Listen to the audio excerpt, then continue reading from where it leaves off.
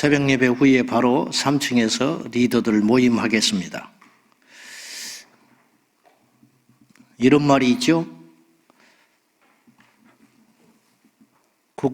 국민은 자기들 수준 이상의 통치자를 소유하지 못한다.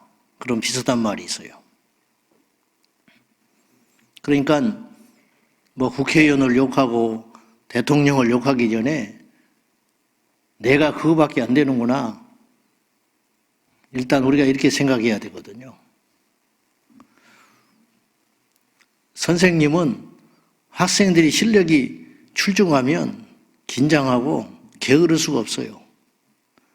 어설프게 수업에 들어갔는데 질문을 해야 되는데 망신을 몇 번 당해버리면 학교를 떠나든지 공부를 더 해가지고 그런 망신살이 안 뻗치게 하든지 그럴 거 아니에요? 근데 학생들이 공부를 안 해.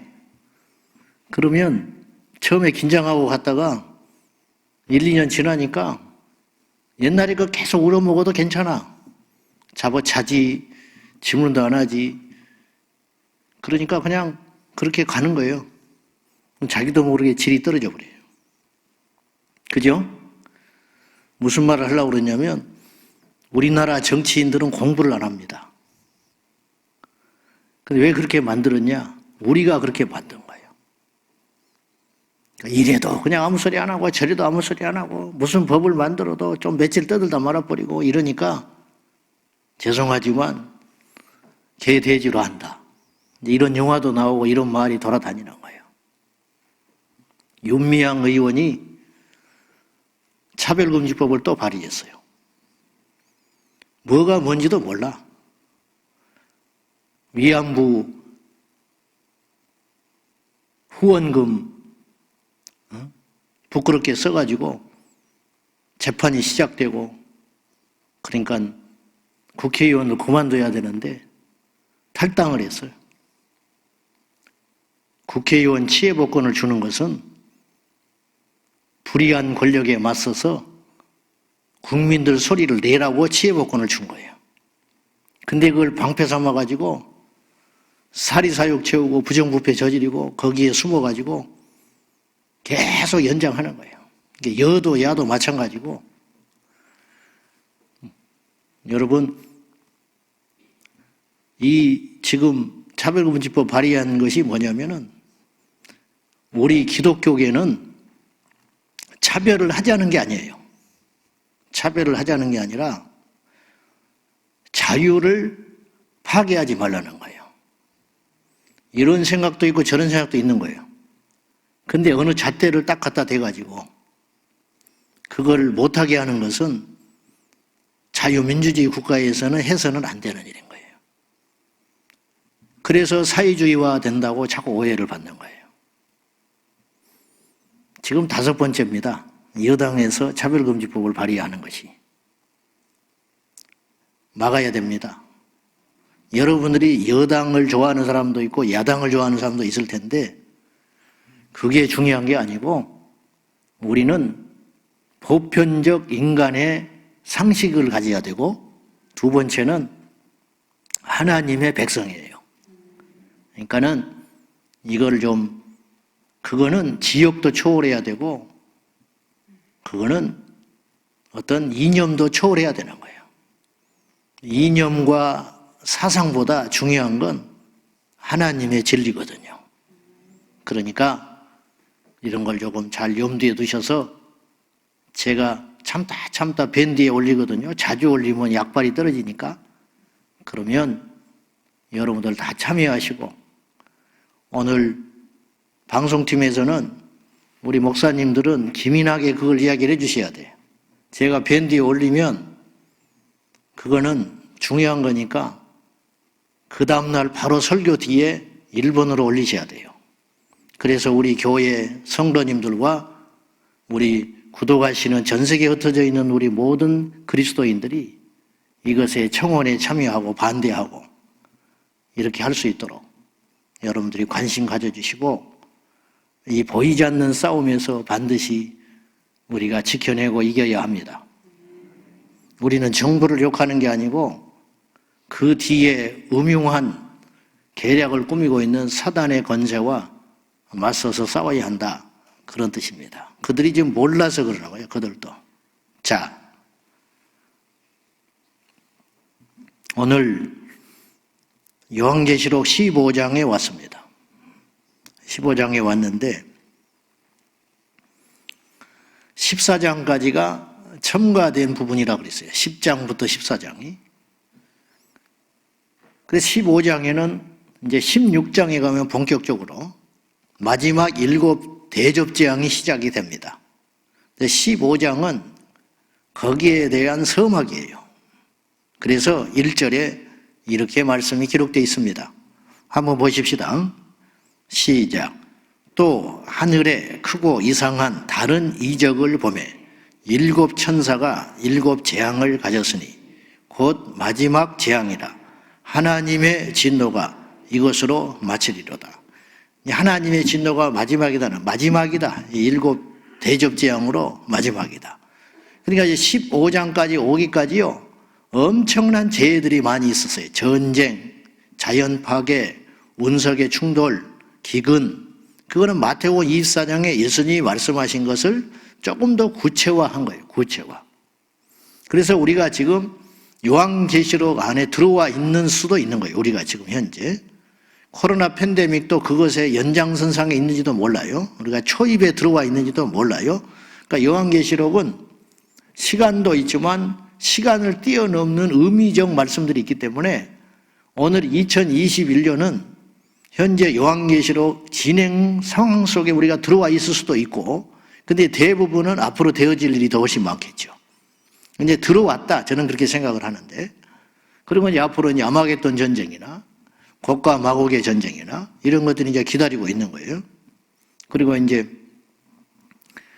수많은 인구가 지금 14장이 지나면서 이미 살상이 됐습니다. 바다가 파괴가 되고, 물이 식수가 고통을 받게 되고, 동식물, 인간, 엄청난 지금 피해들이 일어났고, 경제적 추락, 4명의 말탄자들 나타나가지고, 전쟁, 기근, 그리고 그 경제, 어떤 물가 상승, 촉발.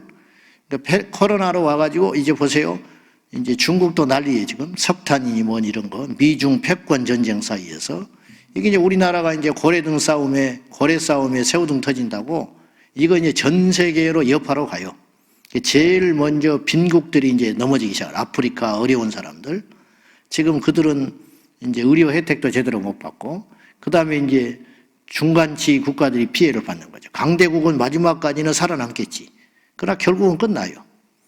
그러니까 이제 질병으로 시작한 것이 경제로 갈 거라고 내가 작년부터 이야기를 했어요. 그 다음에 이게 영적인 황폐함으로 간다. 그래서, 불법이 성함으로 사랑이 식으리라. 이제 요 틈을 타고 이제 사이비들이 활개를 치고 영적인 혼동들이 막 일어나게 되고, 이제 이러면서 독일이 1차 대전 패전국이 되면서 그 히틀러가 나타날 수 있는 토양을 만든 거예요. 만약에 지금 히틀러 같은 사람이 나타나면 미치광이 취급해요. 누구도 안 따라요. 근데 그 당시 토양이 패전국이 되면서 어마어마한 부채를 가지고 독일이 이래도 망하고 저래도 망할 것, 그런 사이에 히틀러가 나타나가지고 정권을 잡아가지고 전쟁을 일으킨 거예요. 그러니까 난리는 영웅을 원하게 돼 있어요. 난리는. 그러니까 질서도 깨버리고 법도 초법적인 어떤 거를 하되 시원케 하는 사람.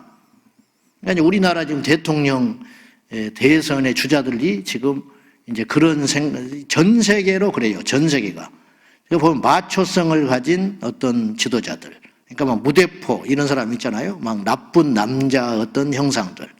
푸틴도 그렇죠. 시진핑도 그렇죠. 일본의 아베도 그렇죠. 이제 미국도 한때 트럼프가 그런 스타일이었고, 이제 우리나라도 그런 지도자를 원하는 시대가 되는 거예요. 뭐 이래도 저래도 우리를 좀 살려줄 수 있는 사람, 속 시원하게 뭔가를 해줄 수 있는 사람을 원한다. 그러면 이제 극단으로 가는 거니까 중산층이 파괴가 되고 사회가 혼란에 빠지게 되는 거죠. 그래서 이제 영적으로도 보면 이 세상 전체가 이상하게 지금 지성인들이 많아지고 배운 사람들이 많아지고 더 상식적인 세상이 돼야 되는데 지금 전 세계가 더 혼란스럽고 이상하잖아요. 이런 것들이 다 사단의 계략 중에 있는 것이고, 하지만 하나님의 마지막 시간표에 있다고 저는 봐요.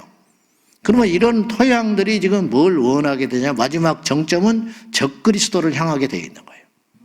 평화로울 때는 적그리스도를 원치 않아요. 근데 이제 복잡하니까 막 도둑놈들이 활개치고 그러니까 조금 자유가 속박되더라도 누가 와서 확 좀 때려잡았으면 좋겠다. 이제 그런 말 하죠. 삼천교육대가 좀 있었으면 좋겠다. 이런 소리들 하거든요. 그러잖아요. 뭐 조폭들이 활개를 치고 도둑놈들이 활개치고, 아이고 옛날에 그냥 삼천교육대가 있었으면 싹 집어넣어 버렸을 텐데. 근데 삼천교육대는 있어서는 안 되는 거예요. 근데 일정 부분 그런 피해와 억울한 일이 생기더라도 좀 세상을 좀 확 뒤집었으면 좋겠다. 이런 생각들을 사람들이 하는 것이 대단히 위험하다는 거지요. 근데 전 세계가 70억에 넘는 인구들이 그런 생각을 하게 되면 적그리스도가 나타날 수 있는 이제 최적의 환경이 만들어져 가겠죠. 이제 이렇게 갈 거다 이거죠. 근데 이것이 뭐 몇천 년에 걸릴 일이 아니고 과학 문화의 발전과 더불어서 순식간에 일어날 수 있는 조건이 갖춰져 가고 있다는 거죠. 지금. 어쨌든 7 천사가 7 재앙을 준비하고 있는데 이것은 마지막 재앙이 될 것이다. 오늘 1절에 그랬고요. 이제 16장부터 그 7 대접의 재앙들이 본격적으로 시작이 되는데, 여기 보면은 이제 순교자들의 찬양이 나와요. 어떤 자들이냐면 2절 봅시다. 이들이 하나님을 찬양해요. 2절 시작. 또 내가 보니 불이 섞인 유리바다 같은 것이 있고 짐승과 그의 우상과 그의 이름의 수를 이기고 벗어난 자들이 유리바다 가에 서서 하나님의 검은 고를 가지고 이제 주님을 찬양하는 거죠. 그러니까 짐승, 그의 우상, 이거는 계시록 13장에 나왔어요. 먼저 바다에서 올라온 짐승이 하나 있었어요. 그 신기한 능력을 행해요. 그 사람들을 미혹해. 그래가지고 그가 하나님을 자처하는 거예요. 적 그리스도라는 말은 제가 말씀드린 대로 2가지 의미가 있는데, 하나는 대적한다의 적자예요. 붉을 적자가 아니죠. 대적한다의 안티크라이스트. 그러니까 예수님을 대적하는 자, 그 적 그리스도. 또 하나는 이 적이라는 말은 원래 뜻은 그 유사하다 그런 뜻이 갖고 있어요. 유사하다. 그러니까 그리스도와 비슷한 자다 그런 뜻이에요. 대적함과 동시에 비슷한 자. 이거지죠. 그것이 적 그리스도인데, 여기 본문의 짐승은 바다에서 올라온 짐승, 그리고 땅에서 올라온 짐승. 그래서 땅에서 올라온 짐승이 바다에서 올라온 짐승의 형상을 만들어요. 그리고 사람들로 하여금 우상을 숭배하게 만들어. 숭배해라. 근데 그 중에 똑똑한 사람도 있고 그리스도인도 있고 반대하는 사람도 있을 텐데, 미혹에 넘어가는 이유가 뭐냐면 형상을 만들어 놓고 거기에다가 생명을 불어넣어 버린다는 거예요. 그래가지고 만들어진 형상이 말을 한다는 거예요. 안 넘어갈 재간이냐 이 말이에요. 그런 능력을 행하는 자를 그 앞에서 저건 가짜다, 그렇게 거부할 수 있는 자가 얼마나 있겠냐. 그냥 말씀에 서 있지 않으면 표적 보고 다 넘어가는 거예요.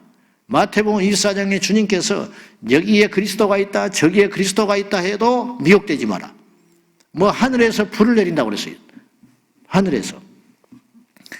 땅에서 올라온 짐승은 얼마나 큰 능력을 행하는지 하늘에서 불을 내린다. 어떻게 이걸 견딜 수 있겠냐는 거예요. 그래서 유혹을 그렇게 해서 사람들을 미혹하고, 그래도 안 넘어가면 이제는 강압적인 협박을 쓰기 시작하는데, 그때 등장하는 것이 바로 짐승의 표라는 거죠. 근데 오늘 본문에는 그 우상 숭배를 거절하고 그의 이름의 수, 이건 짐승의 수 666표를 말하는 거예요. 이것을 이기고 벗어난 자들이. 그러면 결국은 순교했다는 뜻이에요. 무슨 수로 그걸 이깁니까? 매매를 못하고 살 수가 없는데. 앞으로 중국에서 중국 공산당이 기독교를 핍박할 적에, 지금도 핍박하고 있는데 감옥에 집어넣었어요. 자꾸만. 그래가지고 잡히질 않아. 하나를 집어넣으면 둘이 믿어버리는 거예요. 그리고 들어갔다 나오면 더 세져 버려요. 무슨 말인지 아시죠? 핍박받고 나오면 더 단단해지고 막 더 생명을 걸어버리는 거야. 이게 보통 골치 아픈 일이 아니에요. 그래서 중국 정부가 정책을 어떻게 바꿨냐면 벌금을 때려버리기 시작했어요. 벌금. 예배드렸다, 감옥에 집어넣고 뭐 이러면은 몇 달 살다 나오는 거지. 그 안에 가서 성경을 읽고 나와버려. 기도하고 나와버려요. 근데 예배하다가 들켰다. 공인된 삼자교회 말고 그들의 어떤 정책을 거스린 자들이 모였다.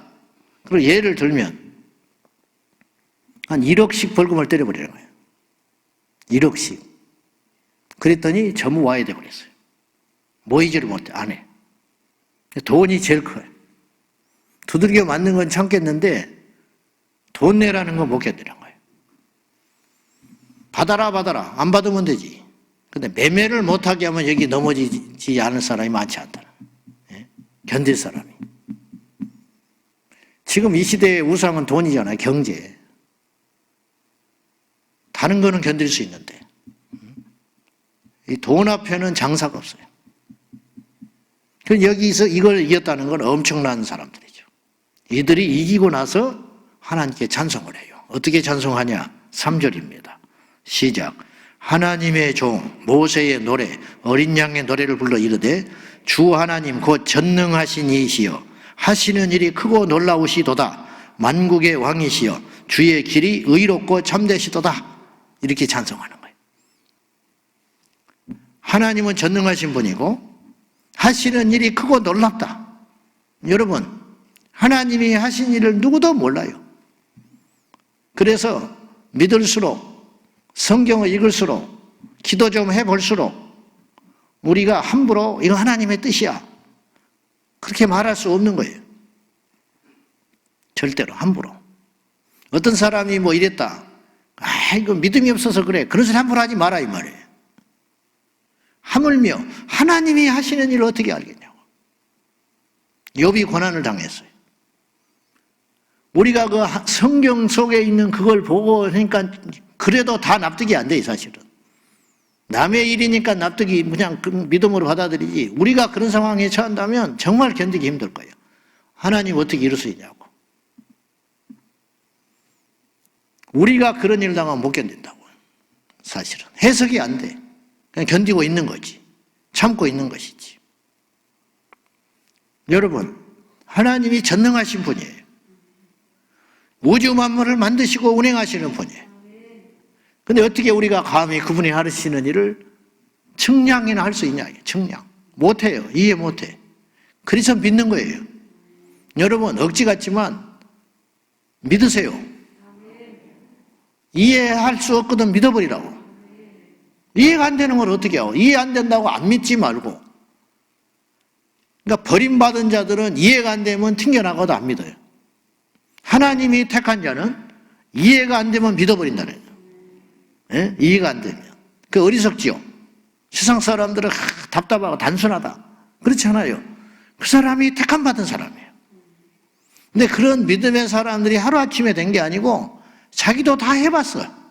머리도 굴려봤고 노력도 해봤고 하나님께 들이받기도 해봤는데 안 돼. 결국은 순종이 제사보다 낫구나. 이제 그 결론에 도달할 수밖에 없는 거예요. 헛똑똑이들 되지 말고 모세가 생각이 없어서 무릎 꿇고 순종한 게 아니에요. 아브라함이 생각이 없어서 떠나라 해서 떠난 게 아니에요. 다 생각이 있는 것이고 다 경험했던 것이고 다니엘이 생각이 없어서 한 달간 기도하지 마라. 기도하면 사자굴에 집어넣는다. 고집으로 한 게 아니에요. 다니엘이 만난 하나님은 그런 하나님이야.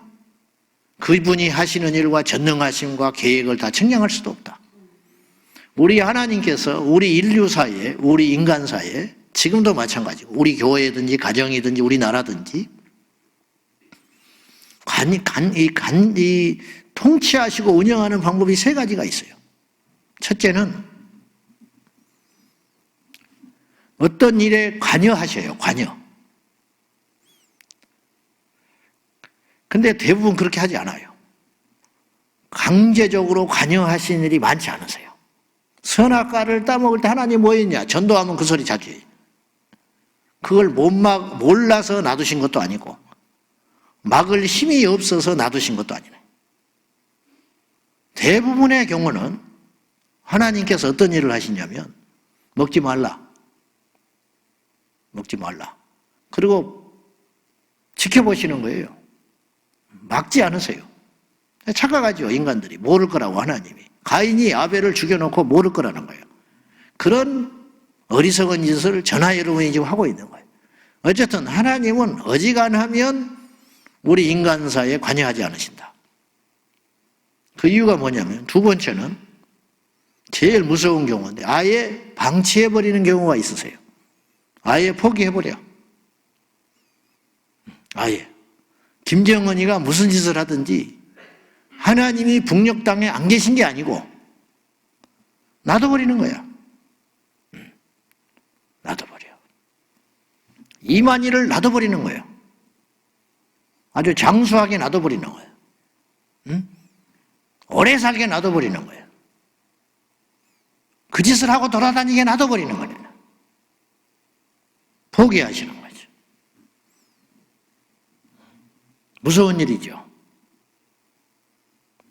근데 대부분의 경우 99% 하나님이 우리 인간사에 어떤 식으로 역사하시냐면 현 상태를 유지하시면서 하나님의 말씀에 순종할 자와 거부할 자를 구분하게 놔두시는 거예요. 그리고 그 행한 것에 따라서 하나님께서 보상을 해주세요. 아시겠습니까? 자, 오늘 15장에도 순교자들이 나왔다고 그랬잖아요. 짐승의 표를 거부하고 우상숭배하지 않는. 근데 그들이 죽었어요.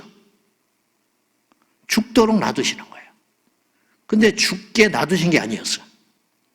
그것에 따른 상급을 하나님께서 준비하고 계셨다는 거죠. 탕자가 집을 나갔는데 아버지가 찾으러 나가질 않아요. 그 대신 아버지는 어떤 성품을 가지신 분이냐면 돌아왔을 때 문을 닫지 않으세요. 여러분, 하나님의 통치 방식은 우리에게 주신 자유의지를 통하여 하나님께 나아오도록 해주신다 이 말이에요. 우리가 기도할 수도 있고 걱정할 수도 있어요. 우리가 예배할 수도 있고 거부할 수 있어요. 우리가 사랑할 수도 있고 미워할 수 있어요. 그러나 갈라디아서 6장에 말한 대로 하나님은 만놀이 여김을 받지 않는다. 하나님 우습게 생각하지 말아라. 하나님 모를 거라든지 하나님이 억울하게 하신다든지 하나님이 악한 자를 그대로 둔다든지 의로운 자의 권한에 대해서 침묵을 하신다든지 그런 만만하고 어리석은 분으로 무시하지 말아라. 하나님은 다 보고 계시고 알고 계시다. 그리고 결정적으로 하나님을 만홀히 여기지 말라 그렇게 말하고 나서는 갈라디아서 6장에 뭐라고 말씀하셨냐면은 사람이 무엇으로 심든지 그대로 거두리라. 이게 제일 무서운 거예요. 그리고 제일 공정한 거예요. 사실은 하나님의 방법은 이렇게 끌고 가신다는 거죠. 주님이 우리를 부르셨어요. 그 부르심에 응답하고 안 하고는 우리의 몫이라는 거예요. 어떻게 뭘 사용해서 자유의지를 사용하여서 그리고 그것에 따라 상을 주시고 하나님께서 징계를 주시고 하신다는 거죠. 그래서 우리의 의지도 은혜만큼 중요한 거예요. 사실은 한국교회는 이 은혜에 대한 오해 때문에 굉장히 사실은 실패하고 있다고 봐요. 저는 무슨 말씀이냐면 은혜는 그냥 공짜로 생각해. 그냥 아무것도 안 하는 거야. 뭘 하려고 그러면 사람들이 뭐라고 정죄하냐면 율법적이라는 거예요. 이게 구원파예요. 회개 안 해요. 구원파는 회개가 없어. 회심도 없어. 우리 인간을 하나님께서 만드시고 의지를 주신 것은 그것에 따라 순종하고 복종하라고 주신 거예요. 바울이 은혜로 복음 전하고 다녔죠. 뭐 자기 힘으로 했나요? 그렇다고 바울이 그 은혜를 헛되이 받은 사람이 아니에요. 부지런히 복음 전했어요. 바울이. 얼마나 복음을 부지런히 전했냐. 성에 가서 두들겨 맞고 집어 던져버렸는데 일어나서 또 성에 들어가 복음을 전했어요. 그러니까 그 의지를 동원해서 하나님 앞에 근데 알고 봤더니 그 의지조차도 하나님의 은혜였다라는 거죠. 근데 그때는 모르는 거죠. 오늘 우리가 아침에 일어나가지고 피곤한 몸을 이끌고 그래 그래도 기도해야 살지. 그래 새벽기도 해야 살지. 그리고 나왔어요. 근데 내 힘으로 나온 줄 알았어요. 근데 알고 봤더니 그게 은혜야. 이렇게 가는 것이지. 무조건 은혜, 우리 알아서 하지, 하나니, 그렇게 방치하는 것은 게으른 것이지, 은혜가 아니라는 거예요. 우리나라처럼 은혜를 오해하는 신앙인이 많지 않다. 너무 오해를 많이 하고 있어요. 우리 의지와 결단이 중요합니다. 말씀을 듣고 순종하고, 말씀을 듣고 회개하고, 말씀을 듣고 행할 적에 우리 주님께서 우리에게 더 큰 은혜를 부어주시고 그 행한 대로 부응하시겠다고는 하나님의 준엄한 말씀을 따라서 오늘도 순종하는 복된 날이 되시기를 축복합니다. 우상 숭배를 거절하고 그리고 적그리스도의 강압적인 그런 것들에 대하여 준비하고 우리가 거부하고 끊임없이 말씀으로 투쟁하면서 차별금지법 하나님이 알아서 하시겠지 그렇게 방치할 문제가 아니라는 거죠. 그런 것에 기도가 나오고 그런 것에 심장이 뜨겁고 그런 것은 벌써 우리에게 그런 의지를 주신 거라는 거죠. 그런 거에 대해서 우리가 나서고 행동하고 소리를 높일 적에 하나님의 나라가 이 땅에 완성돼 간다는 거죠. 그리고 그것에 따른 어떤 수고와 노력과 비교할 수 없는 큰 상들이 저 하나님 앞에 가서 기다리고 있다는 사실을 꼭 기억하셔서 우리 모두 승리하는 예수님의 용사들이 되시기를 축원합니다. 기도하겠습니다. 이 시간에 기도할 적에 오늘 또 우리는 하나님이 하신 일을 다 몰라요. 그러나 한 가지 분명한 건 그분은 맞다는 거예요. 그분은 전능하시다는 겁니다.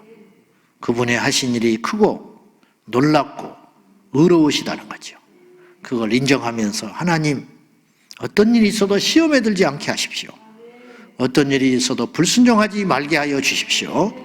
이 시간에 우리 인생이 순탄하려면 순종해야 됩니다. 우리 인생이 형통하려면 하나님의 뜻에 복종하는 길밖에 없습니다. 이 믿음을 달라고 이 아침에 함께 기도하겠습니다. 살아계신 하나님 아버지시여, 이 아침에도 하나님 앞에 간절히 기도합니다. 주님이 하신 일이 크고 놀랍고 의로우시며 참되시나이다. 우리의 작은 머리와 지식으로 짧은 인생의 세월로 감히 하나님이 하신 일 어찌 측량할 수 있으며 그 계획을 알 수가 있습니까? 주여, 주님의 뜻에 순종을 넘어 복종하게 하시고 아버지의 말씀에 온전히 100% 준행하여 우리를 통하여 크고 강대하시고 거룩하신 하나님의 뜻이 이루어지고 성취되도록 역사하여 주시옵소서. 오늘도 우리 제자광성의 모든 지체들과 오늘 예배하는 모든 성도님들을 기억하사 오늘도 주의 뜻을 거스리는 자들이 아니라 하나님의 뜻을 받아들이며 그 합력하여 선을 이루시는 하나님을 기대하며 오직 기도하고 이 길을 걸어가게 하여 주시옵소서. 주 예수여 붙잡아 주시옵소서. 오늘 하루도 순종하게 하소서. 주 하나님 곧 전능하신 이시여, 하시는 일이 크고 놀라우시며 만국의 왕이시고 주의 길이 의롭고 참되시도다. 이 찬양이 우리의 찬양이 되게 하소서. 주님이 하신 일 우리가 어찌 측량할 수 있으며 주님이 하신 일 우리가 어찌 다 알 수가 있겠습니까? 주여, 모르기 때문에 거부하는 것이 아니고 모르기 때문에 순종합니다. 순종하겠습니다. 역사하여 주시고 행한 대로 갚으시는 여호와여, 이 땅에 눈물이 나고 피가 나고 땀이 나도 오직 주의 뜻에 순종하며 저 천상에 이르렀을 적에 주님으로부터 상 받는 우리 모두가 되게 하여 주옵소서.